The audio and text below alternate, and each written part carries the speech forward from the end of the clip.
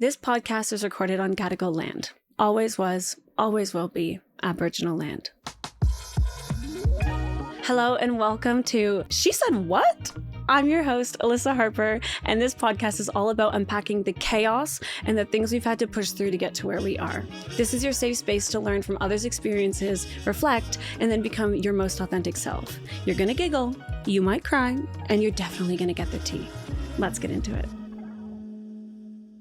Like that situationship that you just can't shake. I'm back. I'm so back. Oh my God. Thank you so much for tuning in. If you guys don't know me or haven't listened to the podcast before, I started this 4 years ago. I did it for 2 years and I took a little break, which was supposed to be a little break, and it became a 2-year break. But I'm back and I'm really excited to share with you the tea and all of the things that have happened in the last few years. I also want to, of course, thank Field. Thank you for helping me relaunch this. If you guys don't already know the dating and exploration app Field, I'll talk more about them later. So I know a lot of you will be brand new to this space. And I know a lot of you have heard bits and pieces of my story throughout the years. And so I thought I would just do a really solid intro of who I am and let you in on everything from being bisexual to open relationships to my divorce to leaving my religion to moving overseas from Canada to Australia.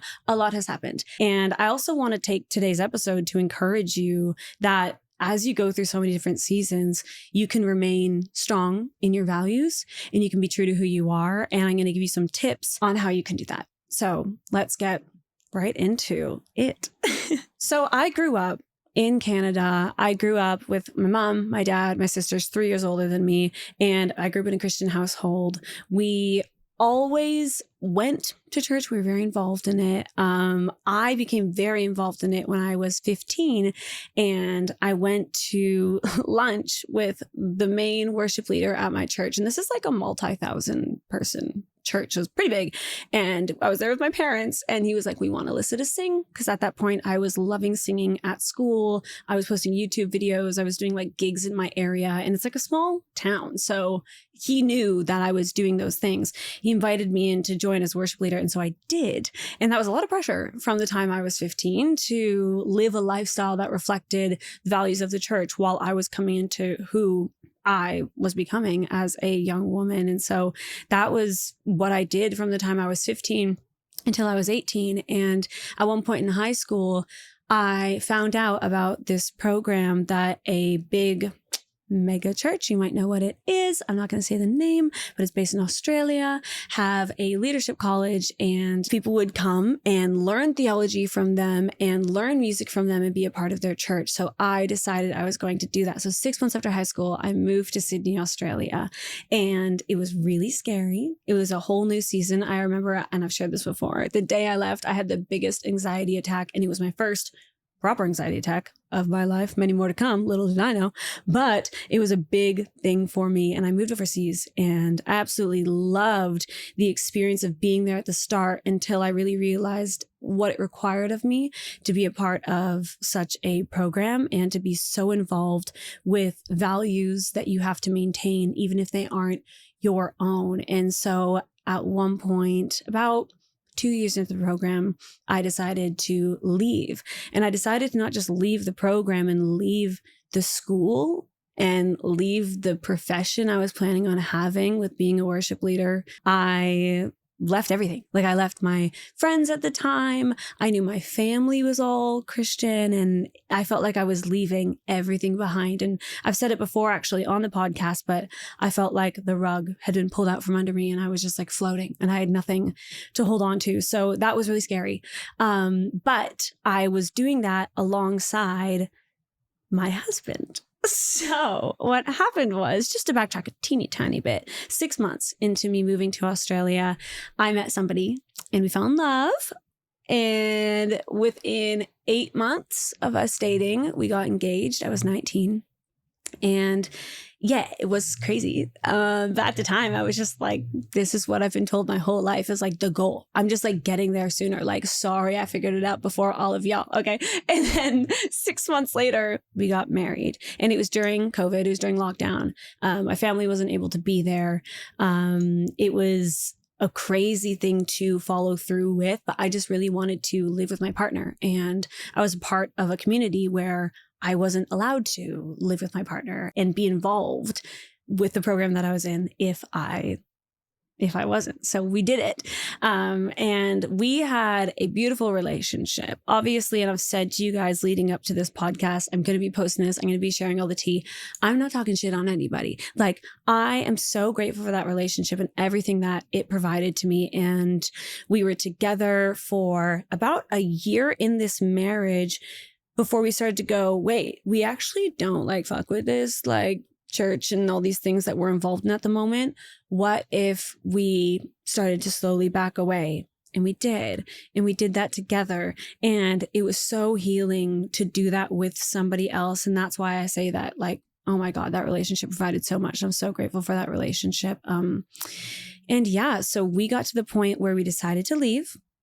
And in that leaving, I started to recognize there are things in me that I've never allowed to come out because of the church, like, because I've been told not to. And of course, there are so many churches, and I don't want to talk crazy shit on it. Like, there are so many that do allow queer people to be involved. It was just in my setup, that wasn't the case. So we left. And what came out of me in that time was me coming out as bisexual. And my husband at the time, was fabulous about it and would listen to podcasts and do things to try to understand what I was experiencing. And I'm so grateful for that. But it did bring up so many things for me, like, wow, what has my whole life been in this system and in this story that someone else has written for me? Like, what do I actually want? What do I actually believe? How do I actually feel?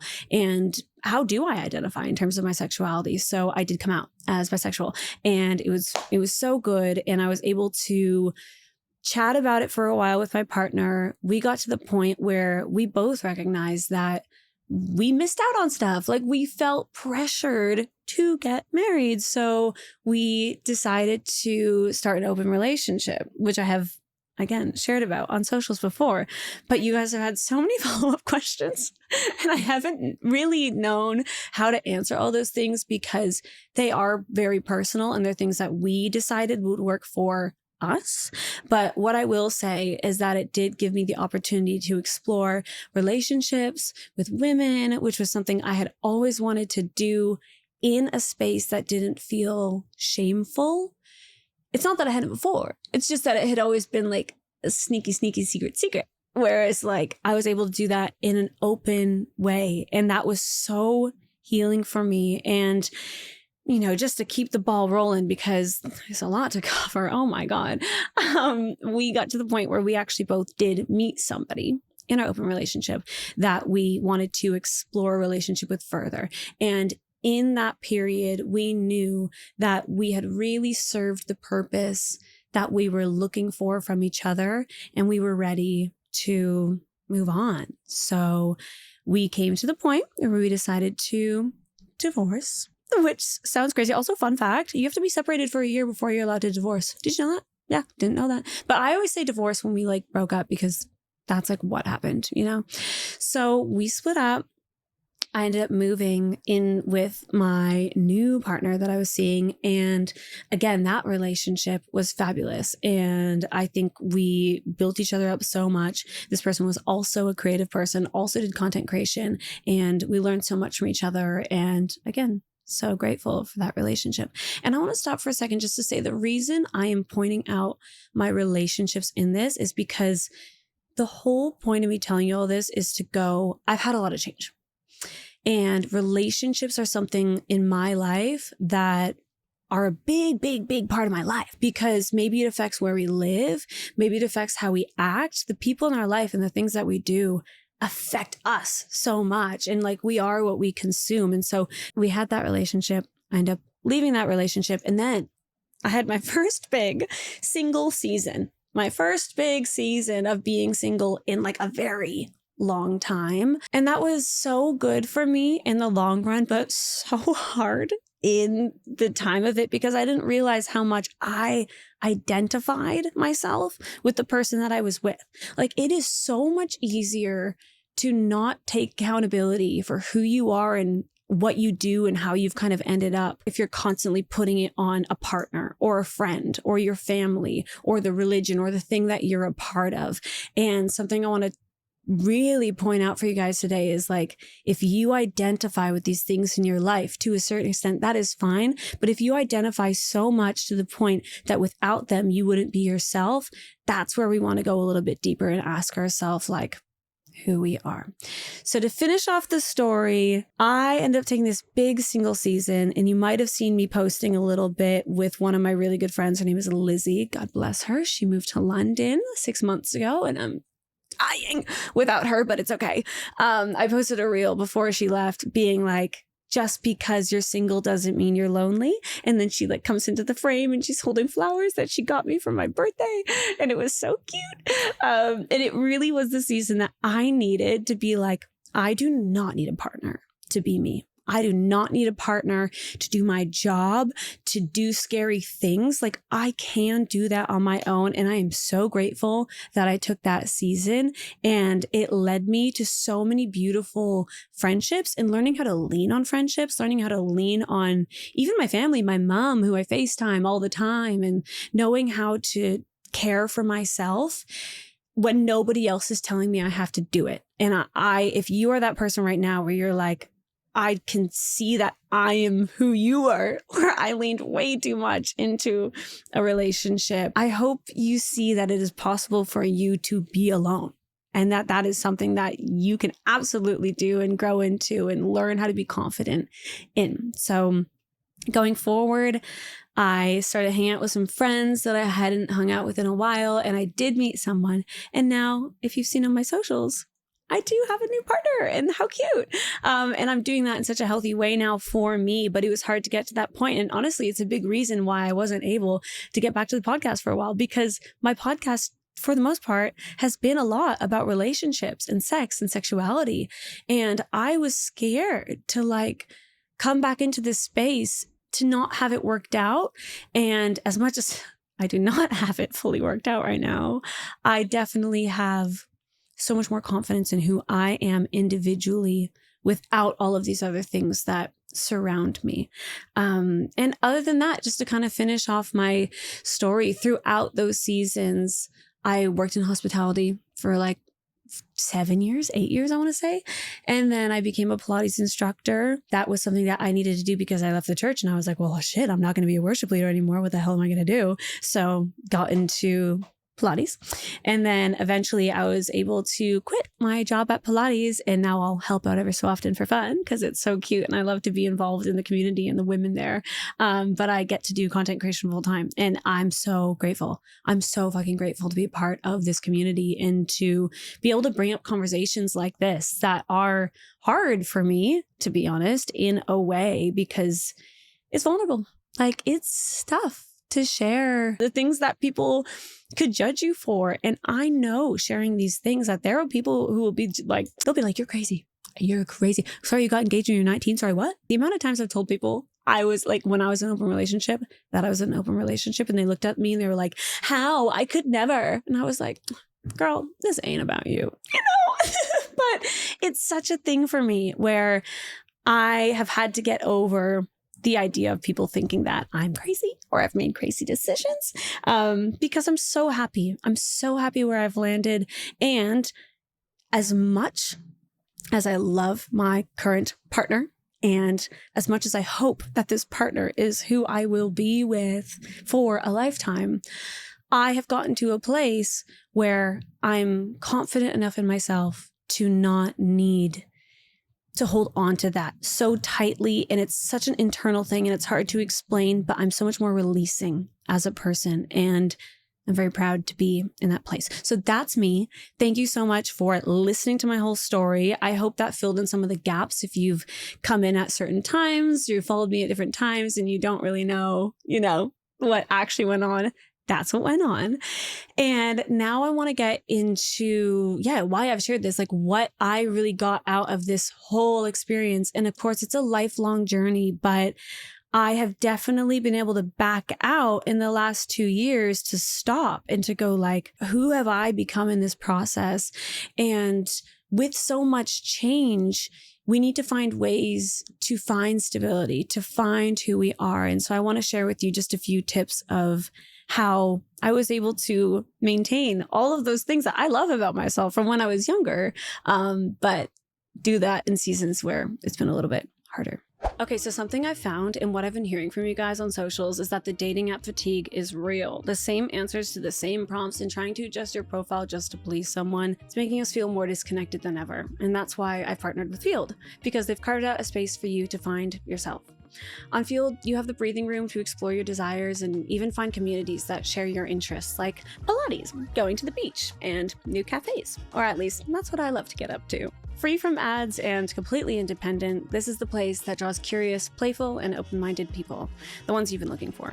In fact, 62% of Field members evolve their sexuality and interests and desires within the first year on the app. And more than 20 sexuality and gender identities to choose from, you have the freedom to explore who you are and what you like in ways you haven't imagined. And there's also room for friends. Connection comes in many forms, and Field is a space for all of it. Whether you just moved to a new city and need a new community, or you're traveling and looking to meet new people, it's possible to find a bestie here. I honestly wish I knew about it when I moved from Canada. So if you're ready to explore, use the link in the episode description to download Field while you listen to the rest of this episode and start your own discovery journey today.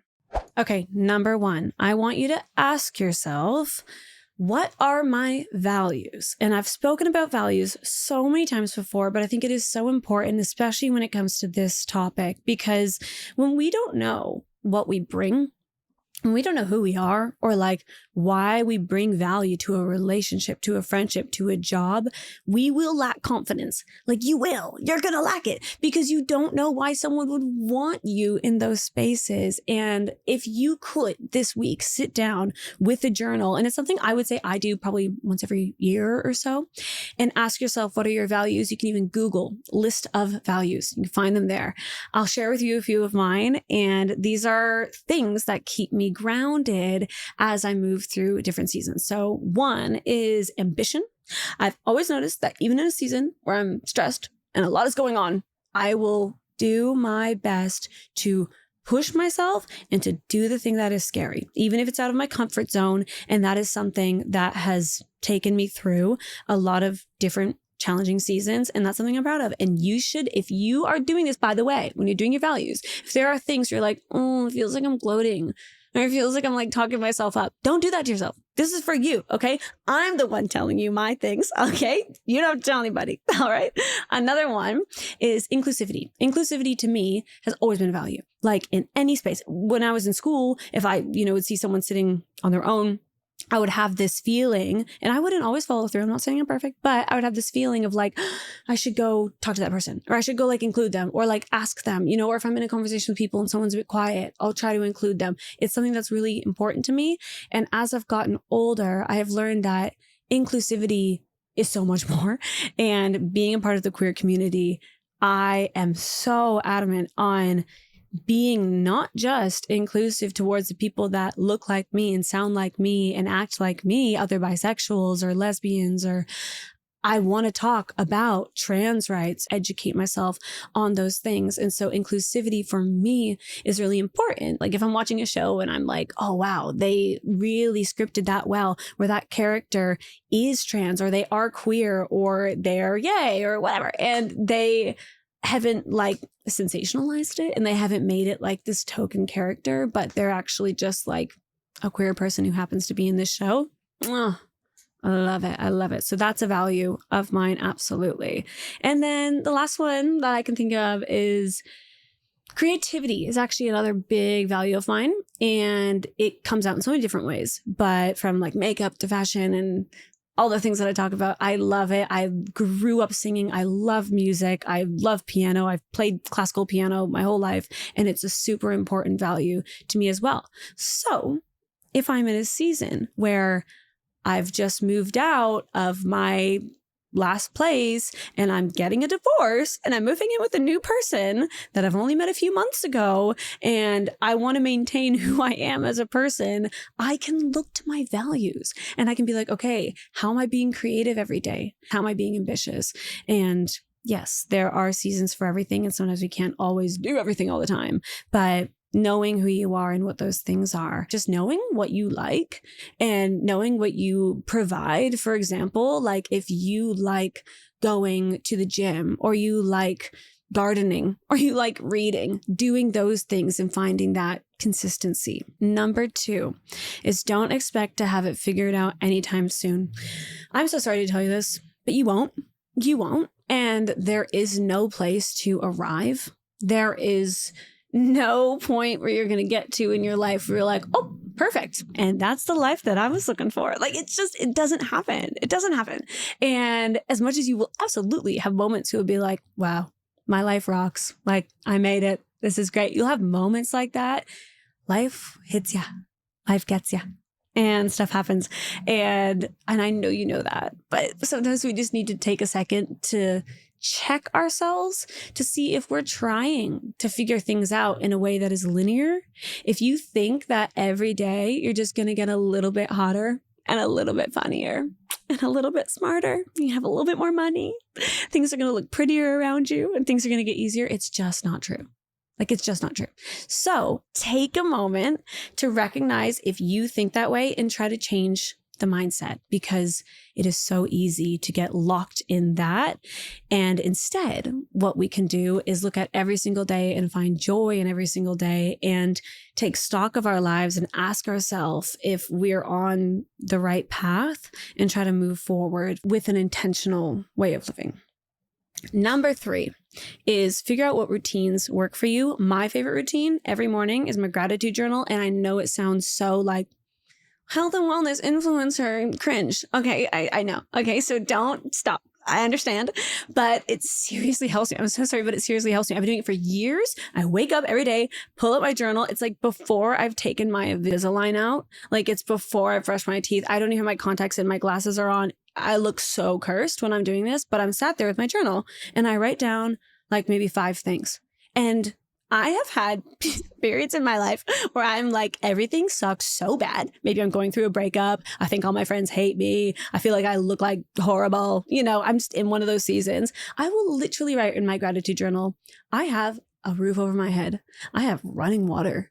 I have food to eat. I have clothes to wear, from a very basic point. And that will just get me into the mood to recognize the things that I have. And then I can sit there and I can go, actually, I do have that one friend that even though we haven't spoken in a while, I know if I reached out, they'd be there for me. And I have things that I wanted a few years ago that I now get to have. And so it's a really beautiful practice. And I would really, really encourage you to do it, or just for you, find things that are valuable for you. Like I said earlier, going to the gym, exercising, going to the beach, whatever those things are, maintaining those things through these different seasons can be so valuable to make you feel more like you, even when you're putting yourself into uncomfortable positions, whether you chose it or not. Now that hopefully you feel a little bit less alone in not having things figured out, and knowing that seasons will change so much, and you know more about me, I wanted to do a segment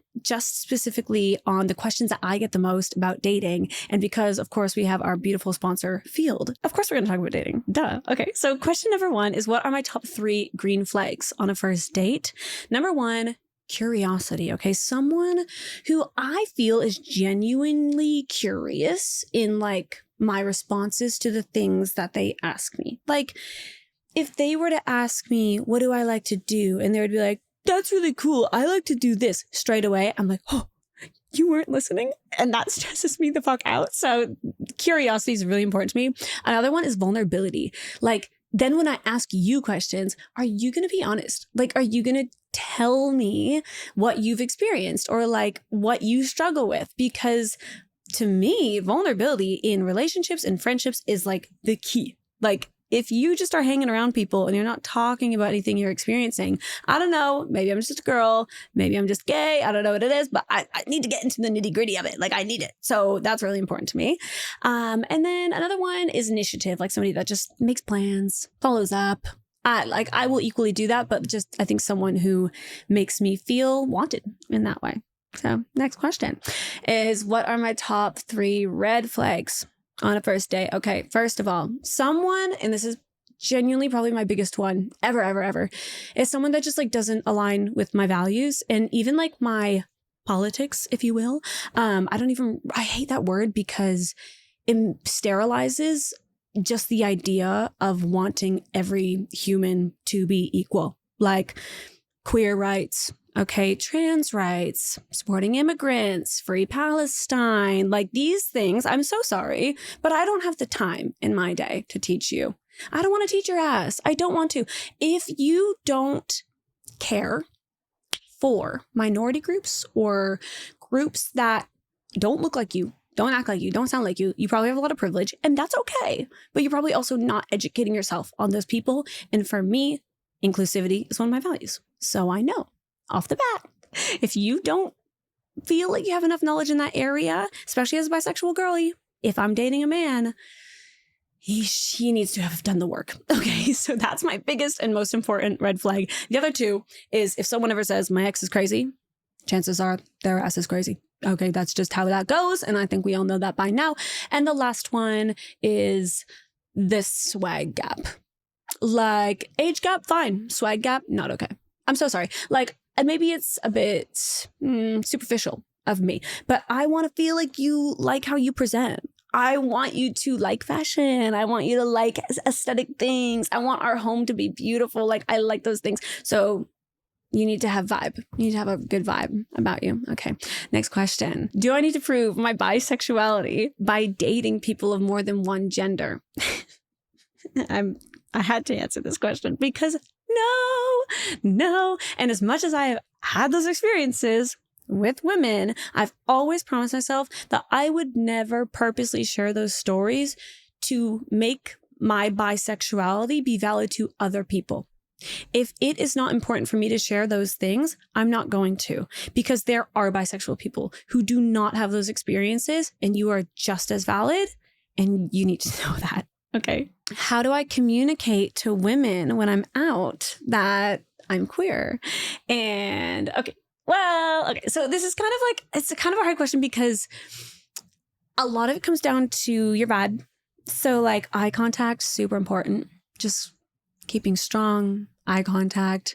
I think doing the whole girly, I love your t-shirt. Oh my God. That doesn't usually communicate the vibe, but if you were to be a little bit more chill, like, wow, you look beautiful, or just love what you're wearing. Actually, I love your whole vibe. Sorry, what's your name again? Something like that. Okay. But like, it's a thing. You gotta kind of be in the vibe, be chill, be relaxed with them. And I'm not saying to put anything on. I'm just saying, try to be more intentional with communicating that there's interest there. And another thing you can do, if you're just like, okay, Alyssa, I can't do that. Like, I'm so sorry, I can't do that. So fine. Just reference like queer culture stuff. Like if it's not already a part of your language, it's okay to be like, oh, what are they playing in here? Like, give us some chapel, give us something. Like, it's okay to do that because that is so much easier for that person to clock like, oh, we got a gay on our hands. Okay. How do I find bi-inclusive dating communities and events now? Obviously, you can do things like Google what's in your area, or you can join groups on Facebook or even Instagram pages of queer people around you, see where they go out. But obviously, you can use Field. Like Field is the app where people are so open and honest about what they're looking for. And like I mentioned earlier, people are constantly adjusting their wants and their needs and their interests because it's about exploration. Get on there, look it up, connect with somebody on there, and then you can chat about where y'all can go out together. And who knows, maybe it becomes a date, maybe it becomes a whole thing. But that's what I would recommend to you. Thank you so much for listening to my whole story today. Thank you for listening to the points that I gave you to take away. And I really do hope that you go and you do a little journal and you have a moment to figure out what your values are, because that's super, super important. Like I said, going into any season that you could be going into. And I hope that you take a moment as well to find the routines that make you feel good and confident in every season that you're in, so that you can always go back to them when you need them. And I appreciate you guys so much. I'm so excited to be back. Thank you for having me, and I'll see you soon.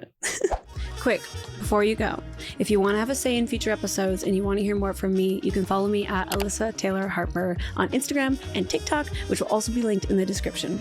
Also, don't forget to subscribe or follow wherever you're listening from so you never miss an episode. If you'd be so kind to leave a review, it helps more people like you tune in, or maybe you want to share it with a friend who needs to hear more chats like this. Love you lots, and I'll catch you next time.